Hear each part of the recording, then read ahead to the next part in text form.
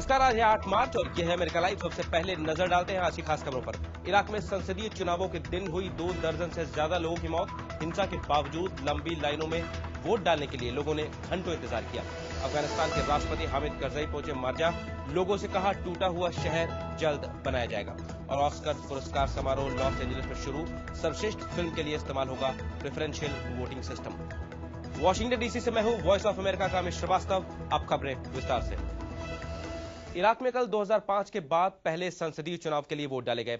Iraq में इन चुनावों को इराकियों की क्षमता की एक बड़ी परीक्षा माना जा रहा है कि उनमें अपनी सुरक्षा करने और सत्ता के हस्तांतरण के संचालन की क्षमता है या नहीं। हालांकि चुनाव के दिन वहां हिंसा भी हुई, जिसमें 2 दर्जन से ज्यादा लोग मारे भी गए, लेकिन इसके बावजूद बहुत से मतदान केंद्रों में लोग वोट डालने के लिए पहुंचे। इराक के गृह मंत्रालय के अनुसार बगदाद में हुए विस्फोट में एक इमारत नष्ट हो गई, जिसमें कम से कम 12 लोग मारे गए और 8 जख्मी हुए। बगदाद में ग्रीन जोन सहित अनेक ठिकानों पर 20 मोर्टार गोले गिरे। ग्रीन जोन में संसद भवन और अमेरिका और ब्रिटेन के दूतावास भी हैं। अफगानिस्तान के राष्ट्रपति हामिद करजई तालिबानियों के गढ़ मार्जा पहुंचे, जिसे अमेरिकी और नेटो सेनाओं ने हाल ही में तालिबानियों से मुक्त कराया है। करजई वहां रहने वालों से मिले और उनकी बातें भी सुनी।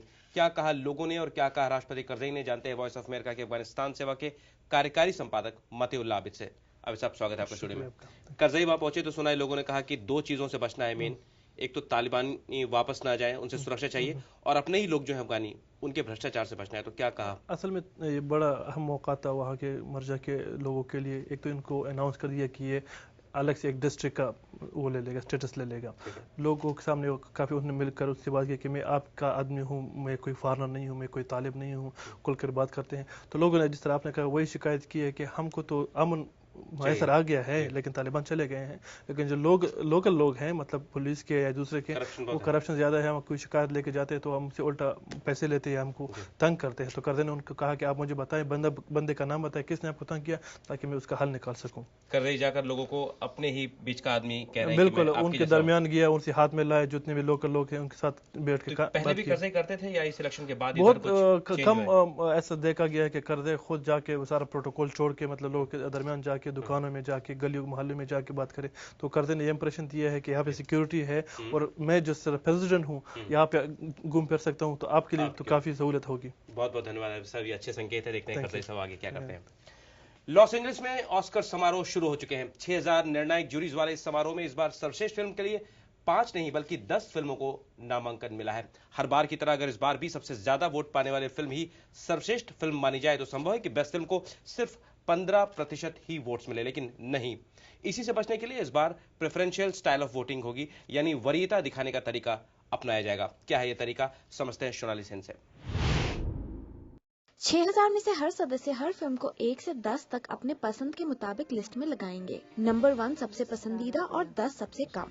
अगर एक फिल्म को 50% वोट से ज्यादा नंबर 1 वोट्स मिले तो वो विजेता कहलाएगा, और अगर 50% से कम हो तो जिस पिक्चर को सबसे कम नंबर 1 वोट मिलेंगे उसको रद्द कर दिया जाएगा और उसकी लिस्ट के नंबर 2 की पिक्चर को नंबर 1 के रूप में देखा जाएगा।